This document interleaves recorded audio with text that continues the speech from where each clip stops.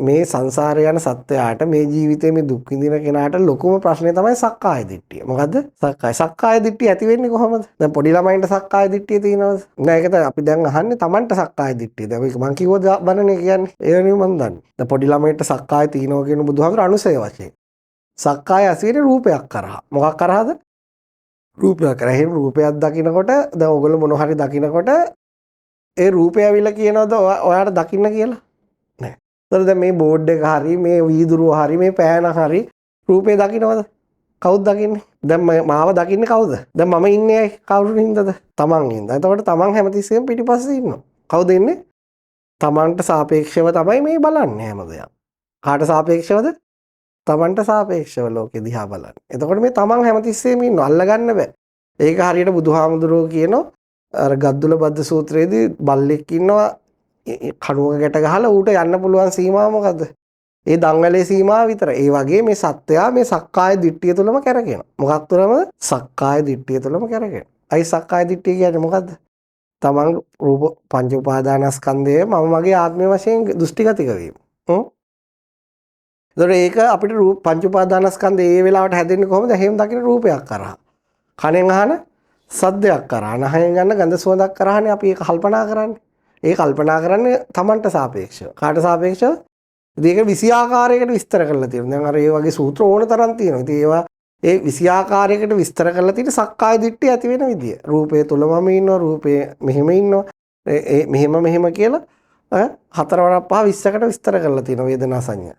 එතකොට ඒ විස්තර කරලා තියෙන්නේ අපිට වැරදෙන විදිය. මොන විදියද? ඒ අපි වරද්ද ගන්න විදිය.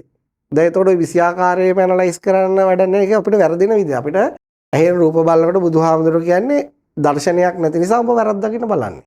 කනෙන් සද්ද අහනකොට වරද්දගෙන බලන්න. ඕකම තමයි එකතරම තමයි කරගෙන. ඔතන කඩා ගන්නකම් කාටවත් නිවන් දකින්න බෑ. කාටවත් කොච්චර භාවනා කරත් සංසාරයෙන් එතර වෙන්නත් බෑ. කොච්චර සීව යඩුවත් වැඩකුත් ඒ කියන්නේ වැඩක් තියෙන ඒ වෙලාවට එහෙම නැත්නම් සසර එතර වීම පිණිස ආර්ය දර්ශනයක් පිණිස හේතු වෙන්නේ නැහැ. බුදුරජාණන් වහන්සේගේ මූලික ඉලක්කය තමයි සක්කාය දිට්ඨියට පහර දෙන එක. ඒතර බුදුහාමුදුරුවෝ ඒක මෙහෙමත් බෙදලා තියෙනවා. එතකොට මේ ධර්මය අහපු නැති කෙනාට කියන පෘතජ්ජනය. කවුද? පෘතජ්ජනය. එයා ඉන්නේ ලෝකේ ඉන්නේ කියලා. හරිද? දැන් ඕක බෙදලා තියෙනවා මෙහෙම. පෘතජ්ජනය. කවුද? පෘතජ්ජනය කියන්නේ. පෘතජ්ජනය කියන කෙනා හැමතිස්සෙම ලෝකයක් එක්ක ඉන්නේ. ලෝකයක් එක්ක ඉන්නේ. දැන් බුදුරජාණන් වහන්සේ අපි දැන් මගේ නම කියන්නේ ඕගොල්ලෝගේ නම කියලා කියන්නේ අපි ලෝක විවහාරය තුළ. මොන විවහාරය තුළ? දැන් අපි ඇහෙන් රූප දැකලා අපි ලෝකයේ තුළ තමයි ඉන්නේ. මේ කරන ගොඩක් දේවල් ලෝකයේ තුල. මොකද්ද? ලෝකයේ තුල අපි ජීවත් වෙනකොට ලෝකයේ තුල තමයි හැමදේම කරන්නේ. එතකොට මේ ධර්මයේ අහපු කෙනා ධර්මයේ අහපු නැති කෙනා කොහොමද ඉන්නේ ලෝකයේ තුලමයි හිතන්නේ කල්පනා කරන්නේ ගොඩනගන්නේ වටිනාකම් හදාගන්නේ. ඒතර බුදුහාමුදුරුවෝ ධර්මයේ දේශනා කරන්නේ ලෝකයෙන් එතර වෙන්න. මොකක් කරන්නද? ලෝකයේ මොකද්ද ලෝකය කියලා කියන්නේ?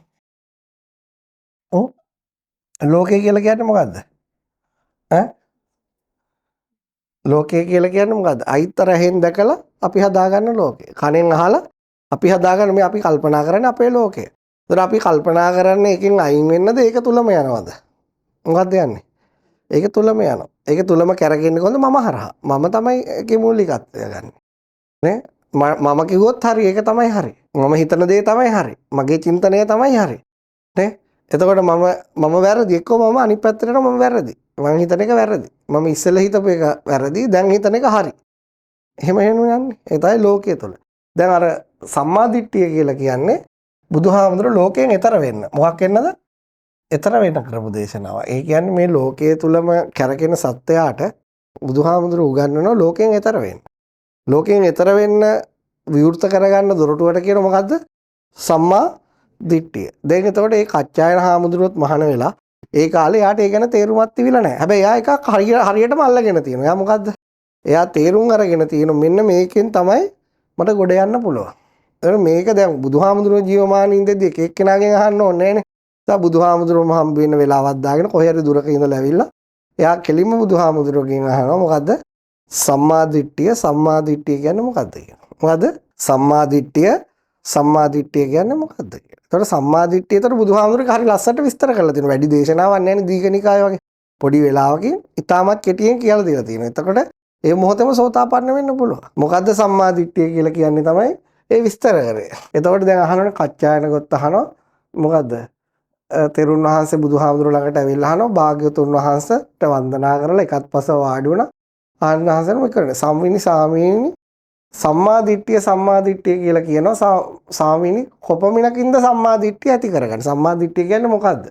සම්මා දිට්ඨි ඉති බන්තේ උච්චති කිත්තාවතානුකෝ බන්තේ සම්මා දිට්ඨි හෝති. එතකොට බුදුරජාණන් වහන්සේ කියන දයන්තකෝ කච්චායන ලෝකේ යේ බුయ్యේ. මේ සත්‍යය මේ ලෝකේ මොකද්ද?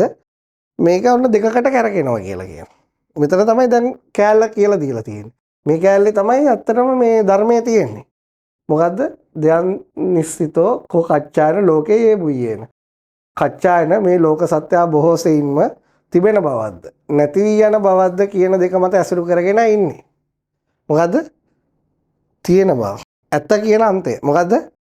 ඇත්ත තියෙන බව ඇසුරු කරගෙන. දැන් රූපය දැන් මම ඔයාලට පේන්නේ මම මෙතන මොකක් කරනවයි කියලා. ඉන්නව කියලාද නැහැ කියලාද? එතකොට ඒක ඇත්තක්ද? එතකොට මම කියලා කෙනෙක් මෙතන ඉන්නවද? තිත්තකල්ලේ හාමුදුරුවෝ කියලා කෙනෙක් ඉන්නවද? තිත්තකල්ලේ හාමුදුරුවෝ කියන්නේ කවුද? ඊට ඒක බෙදලා බලන්න පුළුවන්. මොකද්ද? පඨවි, ආපෝ, තේජෝ, වායෝ එහෙම කියලා. එහෙම බලලා යනකොට එහෙම කෙනෙක් ඉන්නවද? එතකොට කෙලින්ම වැටෙනව මොකද්ද? එහෙනම් තිත්තකල්ලේ හාමුදුරුවෝ නැහැ. අන්න. ඇත කියන පැත්ත බැලුවා ඊට පස්සේ ඇතුලෙන් අයිත් චින්තනයක් හදලා බෙදලා බැලුවා අයිත් එතකොට නැහැ. දැන් තිත්තකල්ලේ හාමුදුරුවෝ ඉන්නවයි කියලා හිතන කාටද? දැන් තිත්තකල්ලේ හාමුදුරුවෝ මම පෙන්වුවේ නැහැ කියලා හිතන කාටද? අන්න දැන් බලන්න. මට සාපේක්ෂව මොකක් වෙනවද? අන්න දැන් නිසිතෝ කච්චායන ලෝකේ යේ බුయ్యේ. ලෝක සත්‍ය බොහෝ සෙයින්ම තිබෙන බවද්ද නැති වී යන බවද්ද කියන දෙක ඇසුරු කරගෙන ඉන්නේ. දැන් ඔහොමනේ හැමතිස්සෙම හිතන්නේ. අපි හැමතිස්සෙම හිතන්නේ ওই විදිහටනේ. තියෙන බව පැත්තට හිතාගෙන යනවා නෑ කියලා හිතයි. දැන් මෙතන වතුර එකක් තියෙනවා. මේක ගැන හිතන්න පුළුවන්ද බැරිද? පුළුවන්. දැන් එතකොට මම මේක අයින් කරනවා. අයිත් ඒ ගැන හිතන්න පුළුවන්ද බැරිද? පුළුවන්. එක්ක තියෙන බව ඇසුරු කරගෙන කල්පනා කරනවා. එක්ක දැන් මේ කවුරු හරි මිය යන්න කලින් අපි ආ ඉන්නවා කියලා හිතාගෙන කල්පනා කරනවා. ගියාට පස්සේ යාගෙනම කල්පනා කරනවා. අයිත් නෑ කියලා හිතාගෙන. ඔය කවුරුද උතන ඉන්නේ මැද? මම තවතලින් තමයි දෙපැත්තට බෙදෙන්නේ. ඉතින් ඒක තමයි දැන් මේ බුදුහාමුදුරුවෝ කියන්නේ. එතන උතරමනේ සත්‍යය කරකෙන්නේ. හැම මිනිස්සෙම කරකෙන්නේ. දැන් දන්ත ධාතුන් වහන්සේ ඇත කියලා වඳින්න යනවා. නේ? ඒක ඒ ඇත කියන අන්තය අරන් වඳින්න. එතන බුදුහාමුදුරුවෝ හම්බ වෙනවද? නෑ. එයාට යාව හම්බ වෙනවා. එයාට හම්බ වෙනවා දන්ත ධාතුව. කාටද දන්ත ධාතුන් වහන්සේ හම්බ වෙන්නේ? එයාට. එයාට බුදුහාමුදුරුවෝ හම්බ වෙන්නේ.